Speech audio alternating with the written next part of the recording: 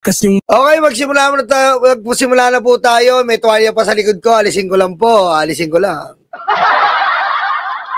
Ang tuwalya nang nasa likod. Halatang-halata. Yan, magandang araw po sa inyo. Dito naman po ako, Nyolo Church sa Birahan PH, kung saan bibirahin natin yan. Bibirahin natin yan at bibirahin natin yan. Sa unang mga birada ng mga balita, anak ng teteng talaga, oh. Pag ano ko talaga to. Ito na po ang unang birada ng ating mga balita. Andali lang po, ha. Ito na po ang unang birada ng ating mga balita. Ito, StreamYard. Andali lang po, hindi natin kabisado to, eh. Yan. At ito ang pipindutin ko, syempre, ayan, yan. Pasensya na po, baguhan lang po tayo. Ayan. Tapos share screen. Oh, yan. As window. Yan. Oh, hindi na naman yan. Late naman yan. Hindi yan. Paano ba yan? Ito. Late naman yan. Yan. Ang gara naman yan. Ito. Wala naman ako. Yan lang, ha. Ayan. Late. Ayan. Ang gulo. Ito. Paano yan? Yan lang, ha. Yan na lang. Ayan na lang, gulo-gulo. Ang gulo-gulo. Butata ang plano. Ayan na po, ha. Butata po ang plano. Pag mura, kala nyo'y matapang, pero pag nahuli, umiiyak sa... Okay, congratulations, Saint 23, ha. Saint 23, congratulations ka na BMB. Okay, ito na po. Butata ang plano. Supalpal, bistado, buko. Tabi, duwag, mga edukado raw pero walang diskarte, kaya binenta ang boto sa pangakong tae. Okay, butata po ang plano. When lies collide with loyalty, the truth explodes. Ano po ibig sabihin yan? Ang kasinungalingan ay kapatid ng peka-pekean. Ano po ba ang mga peke? Peluka. Utak nyo'y parang lugaw, maputik, malab na walang lamang kundi sabaw. Kala mo matapang sus, plastic lang yan. Pag nagtunay na laban, kayo'y diba? Ang mga peke po, ang mga peke ay madalas palsipikado, hindi nagtatagumpay. Ayan po ang mga peke. At kung magbibigay tayo ng example, yan po ay peluka. Nabunyagan sa buhatan ni Marcoleta, Sara, INC at DDS. Pinalitaw si Gutesa para kumbinsihin ng AFP na magkudita pero pumalpak. Ayaw sa mga Duterte ng mga general at admiral na matitino pa. Butata rin ng mga sundalong marinong bayaran. Kakaunti na lang sila. Ayan po, ha. Ang peluka po ay nabisto natin na pinipilit niya po na pakainin si Gutesa ng kung ano-anong mga script.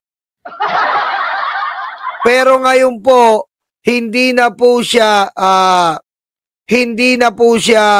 naubra dahil saan ka po makakita na state witness na hindi man lamang po lumilitaw para ireklamo na po natin sino? Si Romualdez. Bukong-buko po si tag team Mike Defensor at Marcoleta na nagtatago po si Gutesa na nakakumot pa sa peluka ni Marcoleta. Diba? Nagtatago pa eh. Taguan, terte sa kalam, ang puon nilang nakadaya, pero sila ang diablo, sila ang masama, mga kulto. At bukod dyan, medyo napaamin na si Defensor, mga walang hiya. Nakasabwat po siya sa paggawa ng very, very failed script. To DDS, utak luga. The DDS, tangatang. Wala na po si Marcoleta. Para po siyang aso ngayon na maamo To DDS na di alam na ang gagawin at nanganganib pa pong makasuhan. Takluga To DDS tanga-tanga Glahoy mga tanga Wala Kaya pala nagpunta si Sara Tililing kayong sa Senado ambag para planuhin po ang pangit na senaryo. Kundi fake news at pagmumura sa FB Kung matatandaan nyo po, pumunta po si Sara diyan sa Senado Ang isang tanong lang upang kausapin po ang piluka ni Marcoleta. ay nagawa ba idolo At ito naman po ay winelcome sa kanyang piluka. nyo? Wala Kundi utuin kayong mga bobo Peluka, peluka, ang buhok niya ay peluka. Nakatago dito si Gutesa, langya nakakumot pa.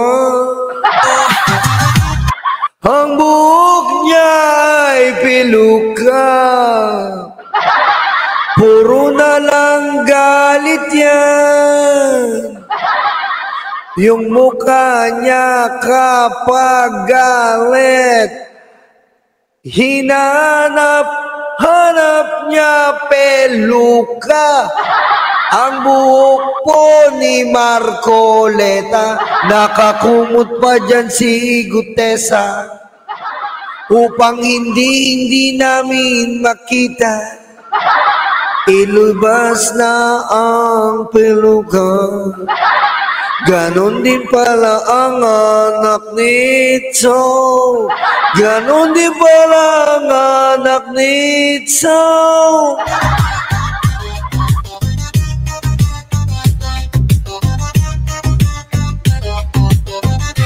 Ayan po, kitang-kita nyo at kitang-kita na ng ating sambayanang Pilipino ang alin? Ang katotohanan na lahat po sila, ang mga luga po ay desperado na, hindi na nakakatulog dahil hinahabol na po sila ng bangungot. Ano ang bangungot na yan? DDS utakluga DDS tanga-tanga Dahil sa bangungot na yan, malulusaw po ang mga kaalyado ng mga Duterte DDS utakluga na nakinabang po sa administrasyon ng mahilig maminger na si Digong.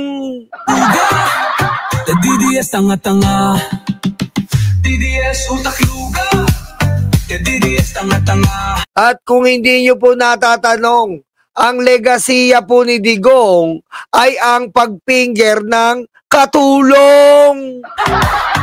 DDS utakluga DDS tanga-tanga Yan naman po talaga ang naging legasiya niyan. At ngayon po, inahunting pa tayo at hindi tayo matapos-tapos ang ating Pangulong Bongbong Marcos sa bangungot na dala ni Digong. Bayanan ng China to, oh diba? Kita nyo naman po, kung talagang mahal na mga DDS si Digong, bakit hindi niya pagtanggol ang legasiya? Tayo, pinagtatanggol natin ang legasiya ng ating Pangulong Bongbong Marcos. Bayanan ng China Ano po ba ang dapat ipagtanggol ng mga DDS? to, Ipagtanggol ng mga DDS ang legasiya niyang pogo. oh diba?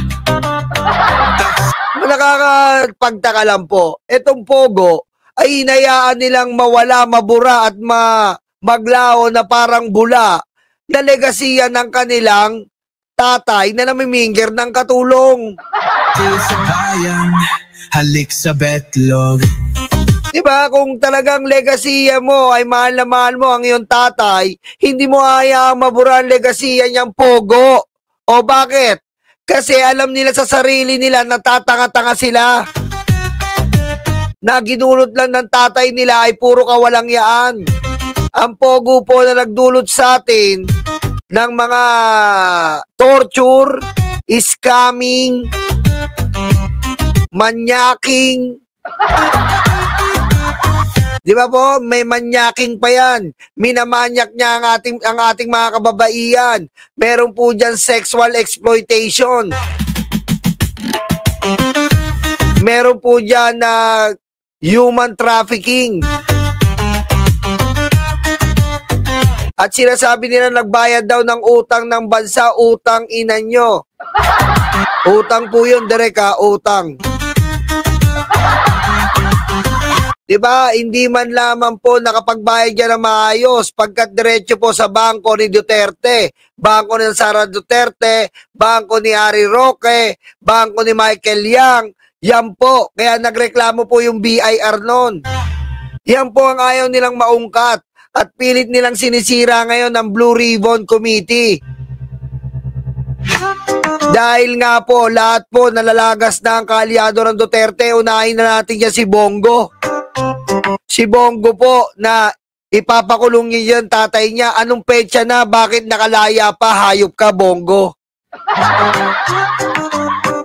Oh, tingnan nyo, tinatamaan si Mr. Pasakit. Iyak ng iyak kay Trillanes. Hindi niya na alam ang idadailan niya. Bayadan ng shine. Bago daw siya pumunta sa ICC, ay kailangan may chaperon. Kailangan po bababa pa si Amy. Bababa ng bababa ng bababa. Diba? Yeah.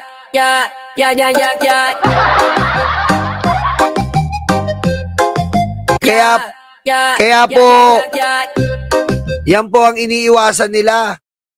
Na wag nang maungkat pa ang nakaraang administrasyon. Hindi po naman po pwede yun. Hindi po natin nahayaang hindi malungkat ang nakaraang administrasyon kung doon nang galing ang kabulukan.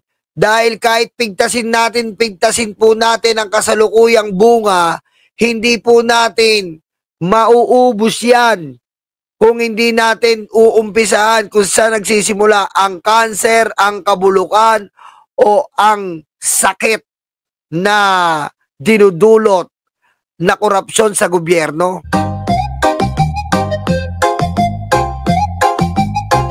Kaya konting-konting pagtsatsagaan na lang po mga libag mga karayuma.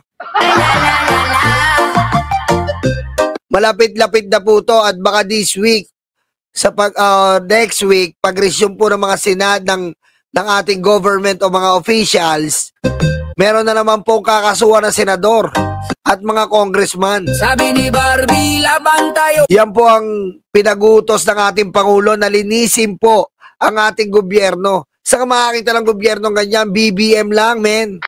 Diba? BBM lang. Suntukan tayo, sobrang anggas.